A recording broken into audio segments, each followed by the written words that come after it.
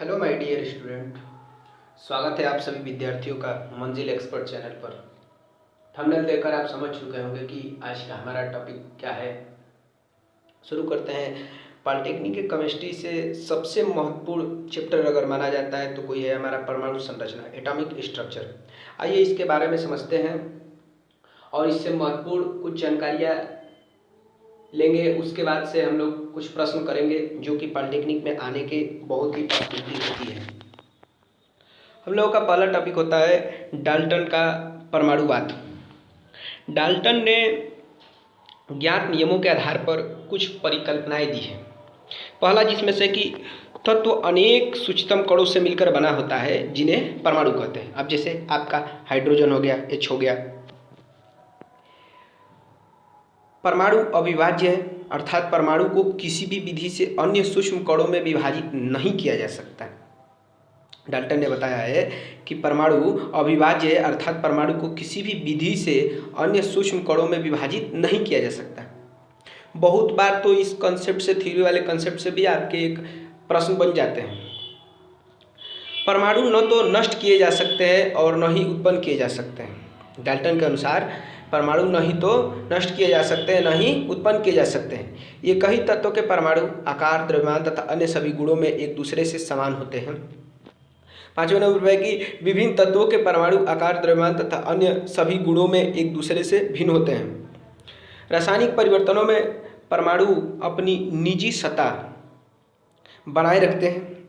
दो या दो से अधिक तत्वों के परमाणु सरल गुणित अनुपात अर्थात 1:1, 1:2, 2:3, 3:5 में संयुक्त होकर यौगिक परमाणु जो अब अणु कहलाते हैं। अब देखिए, जैसे आपसे अगर पूछ दिया जाए, अगर आपसे पूछ दिया जाए कि अगर आपसे पूछा जाए कि क्या H परमाणु है या अणु, तो आप क्या बताएंगे? H परमाणु है। जैसे आपको सल्फर S दे दिया जाए, ये क्या है? परमाणु है। लेकिन अणु क्या होता है? तो अणु आपके समान परमाणु दो हो, ऐसे समझ लीजिए। जैसे H2 हो गया, O2 हो गया, H2 हो गया, ये सब क्या है? अणु है। और परमाणु में कौन है? H है, S है, Mg हो जाएगा, आपका सोडियम हो जाएगा, Na हो जाएगा। आई होप यह बात आपको समझ में आई होगी। चलते हैं नेक्स्ट पेज पे। अब देखिए, अब टॉपिक आया कि परमाणु के मूल कण क्या होते हैं। तो देखिए, परमाणु के मूल कण, परमाणु इलेक्ट्रॉन, प्रोटॉन तथा न्यूट्रॉन से मिलकर बना होता है, जिसके प्रमुख लक्षण हैं। अब देखिए, इलेक्ट्रॉन के बारे में जानेंगे। यह परमाणु का अत्यंत छोटा कण है। इसकी खोज जे टॉमसन ने 1819 में की थी। इस कण पर 1.6 गुणे 10⁻⁻19 कूलाम ऋणावेश अर्थात 1 इकाई ऋणावेश होता है। देखिए, इलेक्ट्रॉन का आवेश कितना होता है? 1.6 गुणे 10⁻⁻19 कूलाम आवेश होता है।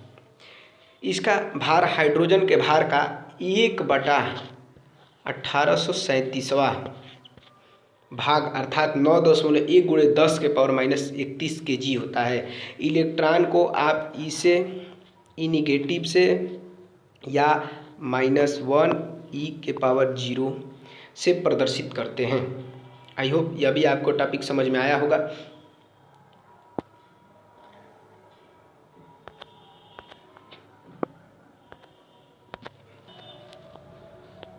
समझेंगे प्रोटॉन।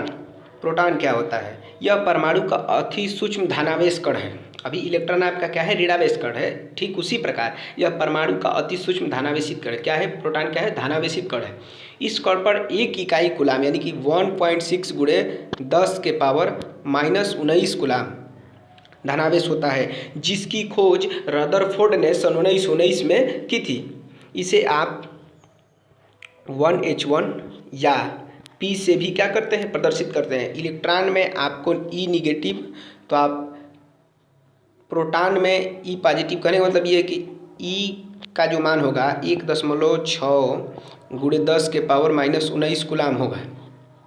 आई होप यह भी बात आपको समझ में आया होगा। अब चलते हैं न्यूट्रॉन।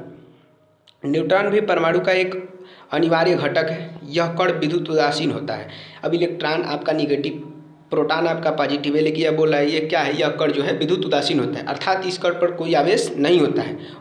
जैसे इलेक्ट्रॉन पे आपके प्रोटॉन पे कितने आवेश है, 1.6 × 10⁻⁻19 कूलम आवेश है, जबकि न्यूट्रॉन क्या होता है, न्यूट्रल होता है। इसकी खोज चैडविक ने की थी। इसे n से या 0 पे n1 से क्या करते हैं, प्रदर्शित करते हैं। न्यूट्रॉन का द्रव्यमान 1.6 × 10⁻27 kg अर्थात हाइड्रोजन के परमाणु भार के क्या होता है, लगभग बराबर होता है। आई होप यह भी बात आपको समझ में आया होगा।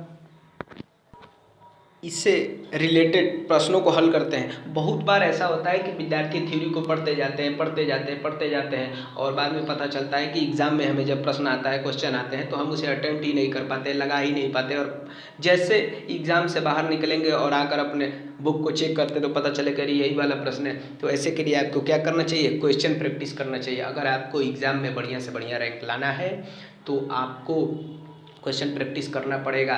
ज़्यादातर देखिए थ्योरी आपको याद होना चाहिए, थ्योरी के बाद आप क्या करें, क्वेश्चन को प्रैक्टिस करें, ठीक है ना। आई होप यहाँ तक आपको कम पता होगा कि